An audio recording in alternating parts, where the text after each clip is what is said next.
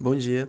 Esse trabalho foi feito pelo Lucas, João Batista, Sabrina e Thales, e essa é a nossa proposição de experimento didático.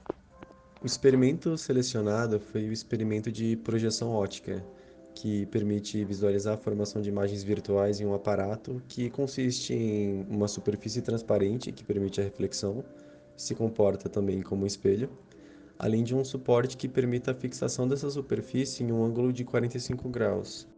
Os materiais usados para a realização do experimento são uma caixa de papelão, uma tampa frontal de porta-CD, uma tesoura, uma régua, um lápis, cola branca, um celular para usar como fonte de luz e fita adesiva. A construção obedecerá às dimensões de 12 por 12 centímetros. O papelão será dobrado em três partes 12 por 12 centímetros, sendo que a quarta parte estará aberta para a entrada da luz. A superfície semi-transparente estará a 45 graus.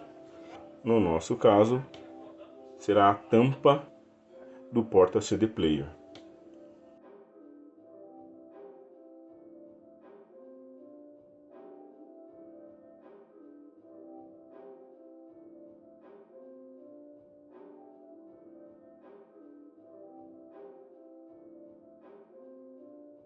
E quanto à condução do docente, sua metodologia na prática de abordagem experimental, uma vez que se trata de um experimento de verificação, ressalta-se que esse experimento prevê que os estudantes já tiveram ou estão tendo contato com o conteúdo de ótica geométrica, então devem conhecer o fenômeno de reflexão e as suas propriedades como a formação de imagens.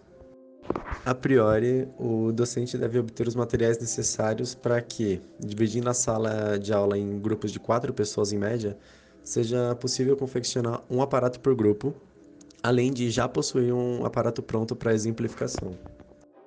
Tendo isso em vista, ao início da aula, o docente deve disponibilizar os roteiros experimentais impressos e os materiais do experimento para cada grupo, e, com isso, apresentar a atividade para os alunos, orientando-os a seguir o roteiro disponibilizado e mostrar o aparato pronto, explicitando qual o resultado que deve ser almejado antes do início da montagem. Dessa forma, o docente deve estar atento às dificuldades na montagem do experimento de cada grupo, auxiliando os grupos com maior dificuldade, e para isso é fundamental que o professor já tenha realizado o aparato anteriormente. Ao término da montagem, os estudantes deverão responder questionamentos presentes na segunda parte do roteiro, através da análise do experimento, e, novamente, o professor deve estar presente e ativo para auxiliar qualquer dúvida referente ao conceito da reflexão. O roteiro em questão auxilia o próprio desenvolvimento da atividade prática, uma vez que ele descreve o experimento e tutora o aluno no decorrer da aula. O mesmo é dividido em 2 etapas. Uma se desdobra no processo de montagem, enquanto a segunda etapa é composta com questões a serem respondidas, como uma análise teórica da atividade.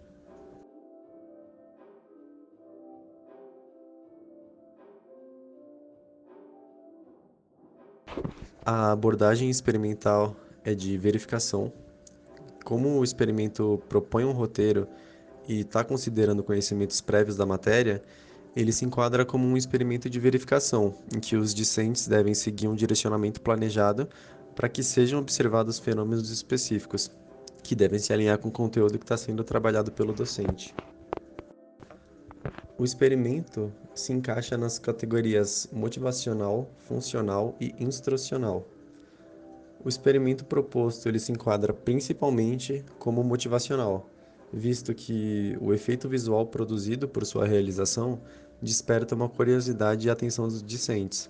No entanto, também é possível dizer que o aparato proposto é de fácil disponibilização, confecção e discussão teórica, sendo, portanto, um experimento também funcional. E além disso, o experimento permite a visualização de conceitos difíceis, como a ideia anti-intuitiva de imagem virtual, cuja localização é atrás do espelho.